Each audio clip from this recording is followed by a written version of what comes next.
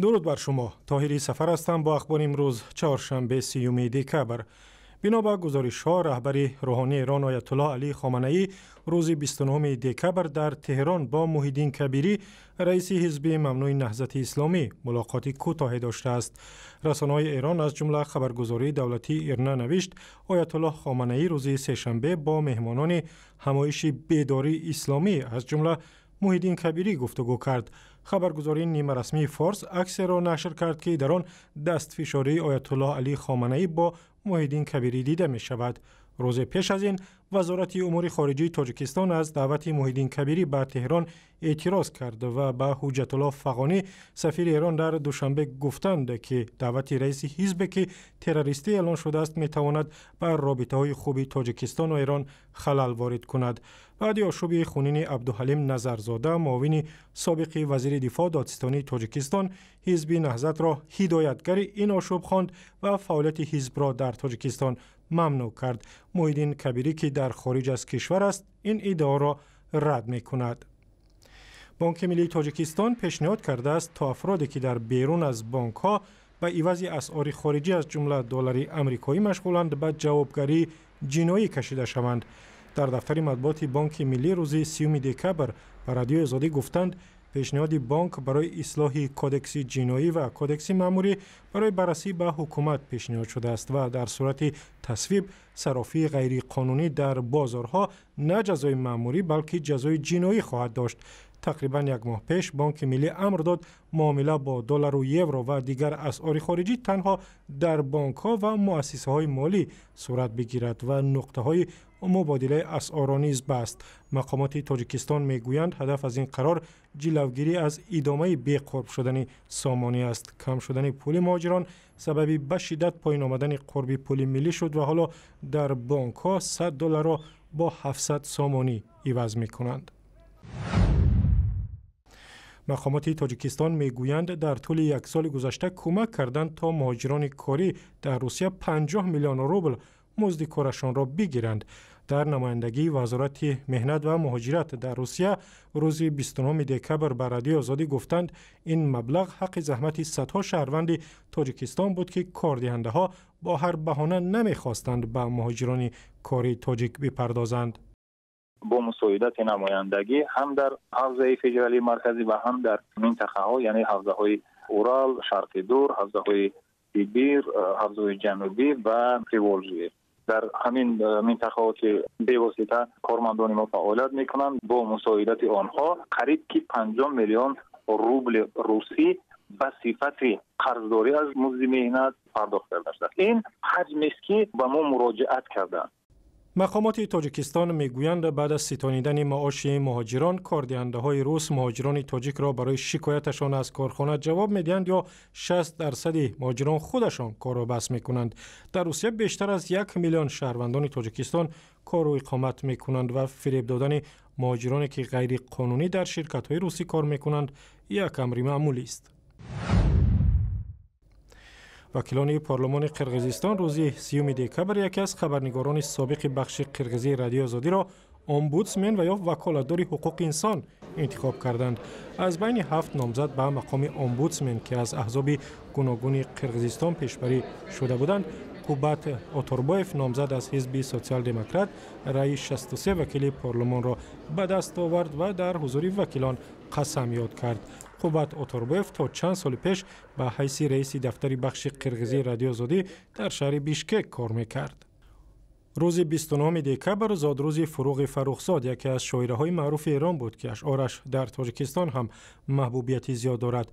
فروغ فرخزاد 50 سال پیش در یک صدمه نقلیاتی در تهران کشته شد و اگر زنده می بود امسال 80 ساله می شد. با وجود عمر کوتاه فروغ میراثی از خود گذاشت که هنوز هم طرفداری زیاد دارد. در عهدی که فروغ می نوشت شعر نو طرفدارانی داشت که اصلا جوان و روشن فکران بودند، ولی بسیاری از ادیبان و فرهنگیان قدیمی شعر نو را که به قافیه کمتر اهمیت میداد یک نوع خرابکاری می شماریدند که به قول آنها و سنت شعر فارسی لطمه میزند. صحبت امروزه درباره فروغ فرخزاد است با همکارم از رادیو فردا هومان عسکری که از طریق اسکایپ به ما پیوست. هومان، به برنامه ما خوش آمدی. درود بر شما. خیلی ممنون که من رو دعوت کردید. یاد فروغ در جامعه ایران تا امروز تا چه حد زیاد باقی مانده است؟ به رغم اینکه سالها و دهه‌ها از مرگ فروغ فرخزاد گذشته، می‌بینیم که سایه فروغ همچنان استوار و پابرجا بر روی گفتمان فرهنگی، سیاسی و اجتماعی ایران سایه افکنده. همچنان که می‌بینید که خرد و کلان از او نقل قول می‌کنند و تا حدی که رهبر جمهوری اسلامی ایران همین اخیراً که در بیمارستان بستری بود، باز چند دقیقه‌ای از فروغ صحبت کرد. حالا از طرف‌های مختلف، از سوهای مختلف، بعضی‌ها به نفع او، به سود او و بعضی‌ها در مقابل او صحبت می‌کنند. ولی چیزی که مهمه اینه که این شخصیت یعنی فروغ فرخزاد همچنان استوار، پابرجا و البته جنجال برانگیز هست، همچنان که در دوران حیاتش بود. مخالفان اشعارش در جامعه امروز ایران راجع به شعر فروغ چی میگویند؟ خب فروغ با توجه به نوع اشعاری که می‌سرود و نوع زندگی که برای خودش برگزیده بود، به زعم بسیاری پیشتر از زمان خودش بود. یک نوعی عادت شکنی بود که از سوی دیگر کسانی که در طیف مقابل قرار دارن میگن که ضد اخلاق بود، هنجار شکن بود، ضد ارزش‌ها بود، با نرم‌ها و ارزش‌های یک جامعه سنتی اسلامی همساز و هم‌آواز نبود، که البته تا حدی هم درست میگن. ولی خب اینکه حالا اینها ارزش بوده یا ارزش نبوده یا پسندیده بوده یا خیر، بسته به اینه که در کدام سوی این نمودار ایستاده باشید.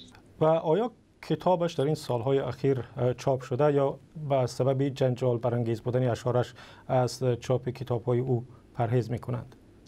خب البته این بسیار بالا و پایین داشته، فراز و فرودهای زیادی داشته چاپ کتاب‌های فروغ فرخزاد. مثلا در دوران رئیس جمهوری پیشین ایران، در دوران ریاست جمهوری آقای احمدی نژاد، محمود احمدی نژاد، خب حرف و حدیث‌های زیادی بود، حتی زمانی کتاب‌های فروغ رو جمع کردند.